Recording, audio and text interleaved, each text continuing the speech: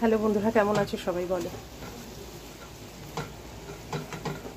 আমি তো ভালোই আছি। এখন তো রান্না চলছে।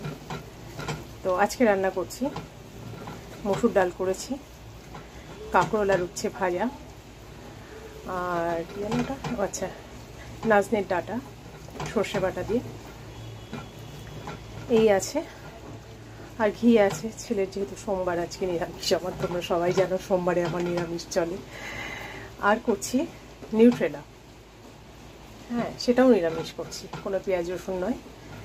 দেখো, সর্ষের তেলে জিরে ফোড়ন দিয়েছি, তোমরা চাইলে গোটা গরম মশলাও ফোড়ন দিতে পারো। কাঁচা লঙ্কা দুটো, ছোটো ছোটো টমেটো ছিল, সেই টমেটো দুটো দিয়েছি, আর দিয়েছি জিরে গুঁড়ো, আদা, ব্যাস এই হচ্ছে মশলা। আর লবণ, হলুদ আর কাশ্মীর লঙ্কার গুঁড়ো, ঠিক আছে, এই ছিল মশলা। আর নামানোর আগে কি দেবো শুধু দেখতে থাকো।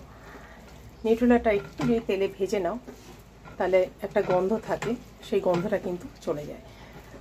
তো আমার তো নিউট্রেলা কর্তা মশাই খান না, খেতে চান না, তাও জোর করে দু একটা দিই। আর একটা সেদ্ধ আলু রেখেছিলাম, সেই আলুটা হাতে ভেঙে দিয়ে দিয়েছি, এর মধ্যে বেশি আলু দিইনি। তো একদমই নিউট্রেলা খেতে চায় না, পছন্দ করে না, তো জোর করে একটুখানি দিই, দু চারটে। তাও ছেলে থাকলে ছেলের থালাতে তুলে দেয় মাঝে মধ্যে, আমি যদি না দেখি। যাই হোক, তো আমার আর ছেলের তো ভালোই লাগে, আমরা খাইও। তোমরা কারা কারা নিউট্রেলা পছন্দ করো বলো। আর পেঁয়াজ রসুন দিয়ে মাংসের মতো রান্না করে তো ভালো লাগেই, তাই না? সেটা তো ভালো লাগেই খেতে। আর কে কীভাবে তোমরা রান্না করো জানিও কেমন, কারণ আমি তো এইভাবেই করি। আর পেঁয়াজ রসুন দিয়ে তো করি, মাঝে মধ্যে করি, কিন্তু যেহেতু আজকে করলাম না, সোমবার, তাই লাস্টে একটু দেবো গরম মশলার গুঁড়ো। হ্যাঁ, তারপর বলো, জন্মাষ্টমীতে কে কেমন কাটালে, কার কার বাড়িতে কেমন কেমনভাবে অনুষ্ঠান হলো। ভালো লাগে যে কোনো অনুষ্ঠান, এই ধরনের পুজো অনুষ্ঠান, কারণ আমার তো বাড়িতে হয় না জন্মাষ্টমী। আমি জাস্ট একটুখানি তালের বড়া, কোনো সময় একটু মালপোয়া এখনও দেওয়া হয়নি ঠাকুরকে করে, তবে এখন তো নিরামিষ বাসন এসে গেছে, আর কোনো অসুবিধা হচ্ছে। আমি রান্না করিও না, যদিও দুবার করেছি, দুবারই ঠাকুরের তালটাই করেছি, তালের বড়াটা। তো ইচ্ছা আছে ঠাকুরকে একটু যখন পিঠে করব, পিঠে করে দেবো ওতে, আর মালপোয়া সেটাও একটু করে দেবো ঠাকুরকে, ইচ্ছা আছে। যাই না, যদি শরীর সুস্থ থাকে, ঠাকুর যদি সহায় থাকে, যদি ক্ষমতা দেয়, মানে শারীরিক ক্ষমতা। কারণ এখন মাঝে মাঝে অসুস্থ হয়ে পড়ি, শরীরটা যখন তখন খারাপ হয়ে যায়, তখন আর কিচ্ছু ভালো লাগে না করতে। তো সব দিক দিয়ে যদি ঠিকঠাক থাকি, তাহলে অবশ্যই ঠাকুরকেও এবার ইচ্ছা আছে করে দেওয়ার। মালপোয়া, তারপরে পাটিসাপটা, আমরা যেগুলো আর কি বাড়িতে নিজেরা করে খাই।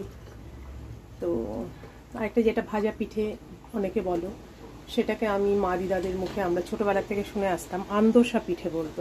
তোমরা যেটা ভাজা পিঠে বলো না, ওই যে তেলের মধ্যে ডোবা, মানে কি বলবো ওটা,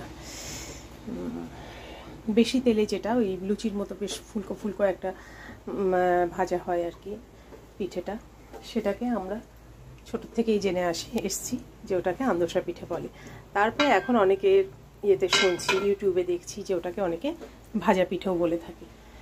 তো দেখা যাক কতটা কি পেরে উঠি, কতটা ঠাকুর সহায় দেয় শরীরের সাথে, দিলে অবশ্যই করে খাওয়াবো তাদেরও।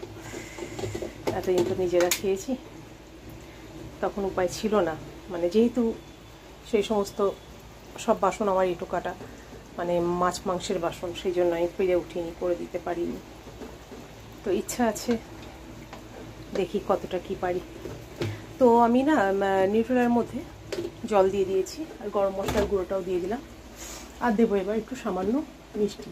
তোমাদের বলছিলাম না, তালের বড়া 4-5 দিন ফ্রিজে থাকলেও বেশ নরম থাকবে। যেভাবে আমি করেছি সেইভাবে যদি তোমরা করে থাকো, আমার ফ্রিজে কিন্তু এখনও তালের বড়া রয়েছে, হ্যাঁ, কিন্তু একদম নরম, কোনো রকম শক্ত কিন্তু হয়নি।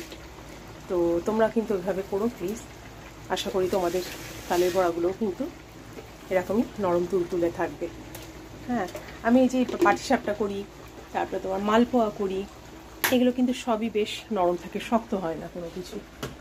যে কদিনই থাকুক না কেন বেশ ভালোই থাকে। 3-4 দিন তো থাকেই, 5 দিন না থাকলেও 3-4 দিন থাকে। হ্যাঁ, আবার কোনোটা হয়তো 5 দিনও থাকে।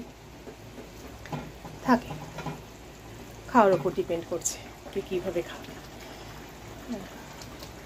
তো যাই হোক, এই দেখো গরম জলও দিয়ে দিয়েছি, গরম জল দিয়েছি অবশ্যই, আর তোমরা গরম জল ব্যবহার করবে রান্নাতে। আর দিয়েছি তোমার গরম মশলা। তো কেমন লাগছে দেখে বলো অবশ্যই। আর করে দেখো এরকম নিরামিষ। পটল থাকলে না আমি এর মধ্যে একটু পটলও দিয়ে দিই। তো যেহেতু আজকে পটল ছিল না, পটলটা দিলে আমার আবার ছেলের আবার অসন্তুষ্ট হয়, কারণ পটলের বীজগুলো ও ফেলে ফেলে খায়, বলে এর মধ্যে পটল দেবে না। তো যাই হোক, আজকে পটল নেই, পটলটা তাই দিতে পারিনি।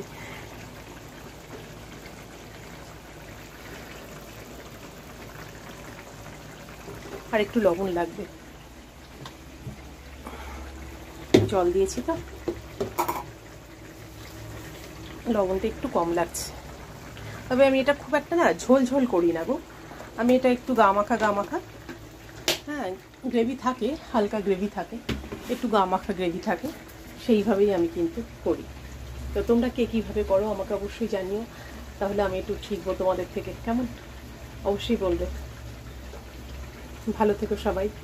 এই ভিডিওটা আমি আবার হয়তো কালকে ছাড়বো, কারণ এখন আমাদের রোজই ভিডিও ছাড়তে হচ্ছে। কি দেবো কি করবো বুঝে উঠতে পারি না। কিছু মনে করো না তোমরা, একটু দেখো কষ্ট করে। আর এই সমস্ত রান্নাগুলো আমি একটুখানি দিই, কেননা বেশি এখন রিচ রান্না করতে পারি না। তবে আমার ইউটিউব চ্যানেলে তোমরা গিয়ে একটু দেখতে পারো, আর পারলে ইউটিউব চ্যানেলটাতে একটু সাবস্ক্রাইব করে রেখো, তাহলে আমার সমস্ত যখনই আমি রান্নাগুলো দেবো তোমাদের কাছে নোটিফিকেশানগুলো আগে আগে পৌঁছে যাবে। কেমন, সবাই একটু পাশে থেকে ইউটিউবে সাবস্ক্রাইব করে, ওখানে কোনো পয়সা লাগে না সাবস্ক্রাইব করতে। আর এখানেও পারলে একটু সাবস্ক্রাইব করে রেখো, আর লাইক কমেন্ট শেয়ার অবশ্যই করে ঢেকে দিলাম। দিয়ে কিছুক্ষণ রান্না করে তারপরে আবার আসছি। কেমন, এই যে ঢাকা দিয়ে দিয়েছি, দেখো। চলো দেখো, নিউট্রেলা কিন্তু হয়ে গেছে। তোমরা দেখো আমি ঠিক এইরকম হালকা গ্রেভি রেখেছি, দেখেছো, বুঝতে পারছো? দাঁড়াও একটু নাড়িয়ে চাড়িয়ে দেখে এরকম নিচের দিকে দেখতে পাচ্ছ, অল্প একটু হালকা ঝোল মতো আছে। এটা কিন্তু বেশি এরকম মাখাটাই বেশি ভালো লাগে খেতে। জানি না তোমাদের কেমন লাগে, ঝোল খাও না মাখা খাও, মানে এরকম গাঢ় গা মাখা হবে। করে দেখো কেমন, আশা করি ভালো লাগবে। ভালো লাগলে লাইক সাবস্ক্রাইব কমেন্ট করে পাশে থেকো, শেয়ার করে দিও। টাটা।